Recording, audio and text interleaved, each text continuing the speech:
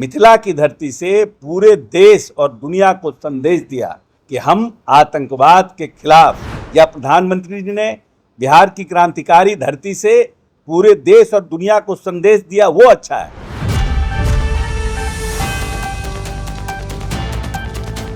नमस्कार, मेरा नाम कृष्णा कुमार है। आपने देखना शुरू कर दिया है एकदम कड़क। नीतीश कुमार के करीबी और जाने माने मंत्री अशोक चौधरी ने कल प्रधानमंत्री नरेंद्र मोदी के दौरे को लेकर बड़ा दावा किया है। उनका कहना था कि उस रैली में 4 लाख लोगों का आगमन हुआ था। इस रैली को देखने 4 लाख लोग आए थे, जिससे विपक्ष इसको पचा नहीं पा रही है, क्योंकि इस वर्ष बिहार विधानसभा की चुनाव होने वाली है और विपक्ष इतने भीड़ को देखकर जान रही है कि उनकी हार सुनिश्चित है। इतना ही नहीं, उन्होंने कहा कि नरेंद्र मोदी जब भी बिहार आते हैं वो कोई ना कोई कार्य का सैलाब लेकर आते हैं। जैसे उन्होंने कहा कि बिहार को उन्होंने वंदे भारत ट्रेन दिया। इतना ही नहीं, उन्होंने अलग अलग इंफ्रास्ट्रक्चर को लेकर के, राजमार्ग को लेकर के और बहुत सारे परियोजनाओं का शुभारंभ किया। इसके साथ ही वो इतना पे ही नहीं रुके, आगे उन्होंने कहा पहलगाम में हमले को लेकर एक बड़ी घोषणा की। उन्होंने कहा कि इसको ऐसे ही नहीं छोड़ा जाएगा, इस पे बड़ी कार्रवाई होगी। आइए देखते हैं उन्होंने आखिर क्या कहा। सियासत तो विपक्ष कर रहा है, सियासत विपक्ष कर रहा है, क्योंकि प्रधानमंत्री की सभा में प्रधानमंत्री को सुनने के लिए लगभग 3.5-4 लाख लोग, और इस कड़कड़ाती धूप में भी हिंदुस्तान की एकता और संप्रभुता को अक्षुण्ण रखने के लिए और प्रधानमंत्री को सुनने के लिए लोग 10-10 किलोमीटर पैदल चले इस गर्मी में। इससे पूरा विपक्ष बौखलाया हो, और वो कह रहा है कि प्रधानमंत्री सियासत कर रहे हैं, जबकि कल पंचायती दिवस का दिन था और पूरे देश में प्रधानमंत्री कहीं ना कहीं पंचायती दिवस में जाते हैं और कुछ घोषणाएं करते हैं। आज बिहार में कल आकर के वैसे लोग, वैसे जनप्रतिनिधि, त्रिदशीय पंचायती राज व्यवस्था के जनप्रतिनिधि जिन्होंने अच्छा काम किया, उनको, उनके हौसले को बढ़ाने का काम किया, उनको प्रोत्साहित किया, और बिहार की धरती, मिथिला की धरती से पूरे देश और दुनिया को संदेश दिया कि हम आतंकवाद के खिलाफ किसी भी स्तर पर जा सकते हैं। ये सियासत कैसे हुआ? क्या हमारे प्रधानमंत्री जी मनमोहन सिंह की तरह मौन रहते तब अच्छा होता? या प्रधानमंत्री जी ने बिहार की क्रांतिकारी धरती से पूरे देश और दुनिया को संदेश दिया, वो अच्छा है? तो सियासत तो विपक्ष कर रहा है, क्योंकि वो तो बौखलाया हुआ है कि प्रधानमंत्री और मुख्यमंत्री को सुनने के लिए गरीब लोग 10-10 किलोमीटर इस गर्मी में पैदल चल के आ गया, 4 लाख की भीड़ हो गई। विपक्ष को पच नहीं रहा है, वो कह रहा है कि सियासत कर रहे हैं, जबकि प्रधानमंत्री जी ने बिहार को न सिर्फ रेलवे का बल्कि विद्युत के क्षेत्र में नई नई सौगात देने का काम किया। तो ये प्रधानमंत्री आकर कुछ बिहार को दे रहे हैं, किसी का उद्घाटन कर रहे हैं, नई ट्रेनों का शिलान्यास कर रहे हैं, इस सियासत है।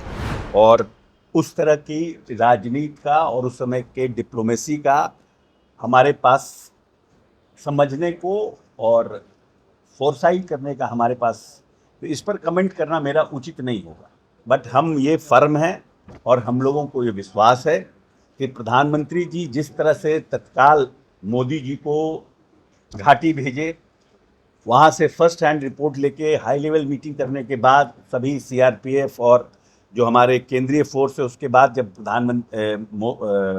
अमित शाह जी आए दिल्ली, उसके बाद प्रधानमंत्री जी अरब से तुरंत तत्काल लौटे और हाई लेवल जो मीटिंग हुई है, हम समझते हैं कि प्रधानमंत्री जी सक्षम हैं और प्रधानमंत्री जी जरूर आने वाले समय में, क्योंकि इंटरनेशनल नेशनल पॉलिटिक्स को देखते हुए वैसे आतंकवादी जिन्होंने इस तरह की घटनाओं में अपनी संलग्नता व्यक्त की है, ये देश पर आघात है, ये देश पर चोट है।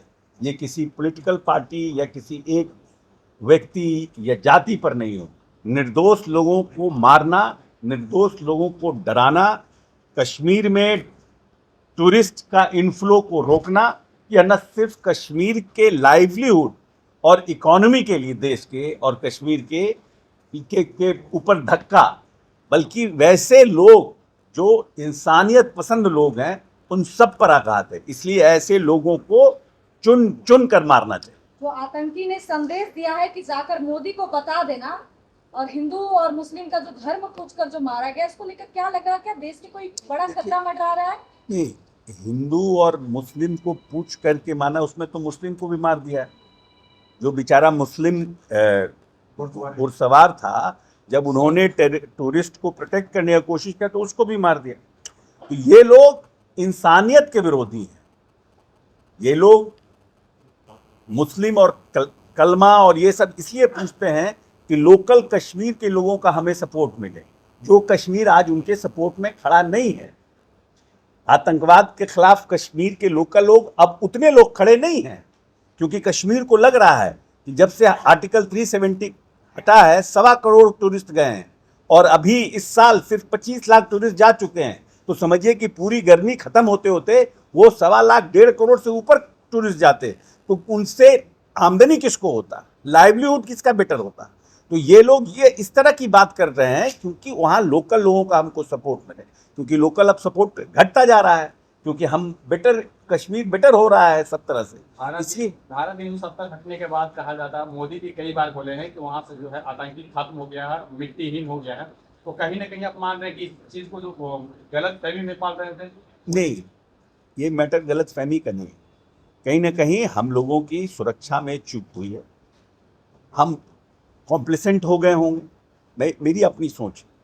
लेकिन 370 हटने के बाद जिस तरह का टूरिस्ट अट्रैक्शन बढ़ा था, और जिस तरह से, क्योंकि अभी अमरनाथ यात्रा शुरू होने वाली है, तो निश्चित रूप से कहीं ना कहीं लोगों का इन्वेस्टमेंट बढ़ा था वहाँ पर, दूसरे राज्य के लोगों का, तो उससे कश्मीर बेटर हो रहा था, टूरिस्ट अट्रैक्शन बढ़ रहा था, लोग कश्मीर आना शुरू किए थे। तो उसको रोकने के लिए ये एक घृणित चाल है लोगों का, या तो पाकिस्तान के लोगों का है या पाकिस्तान सपोर्टेड लोगों का है, जो भी हो वो तो समय आएगा, सब सामने आ ही जाएगा। लेकिन कहीं ना कहीं जो कश्मीर के और हिंदुस्तान के इंटरेस्ट के खिलाफ लोग हैं, उन्होंने ये हरकत किया। चुप हुई है, कहीं ना कहीं इतना बड़ा लोग आ गया तो कुछ ना कुछ कहीं ना कहीं तो चुप हुई है। वो तो हम समझते हैं हाई लेवल मीटिंग में लोग डिसाइड करें। तो जैसा आपने देखा, अशोक चौधरी ने क्या कहा कि 4 लाख लोगों का जन सैलाब आया था, और नरेंद्र मोदी को इतने लोग जानते हैं, और उनका कहना था कि इस बार फिर बिहार में अपनी ही सरकार आएगी। इससे विपक्ष असहज महसूस कर रही है और इसको पचा नहीं पा रही है। बिहार विधानसभा के चुनाव में अभी खैर तो समय है, और कौन पार्टी इस बार सरकार में आएगी ये तो भविष्य की बात है। और ऐसे ही खबरों के लिए हमारे साथ बने रहे और देखते रहे एकदम कड़क। धन्यवाद।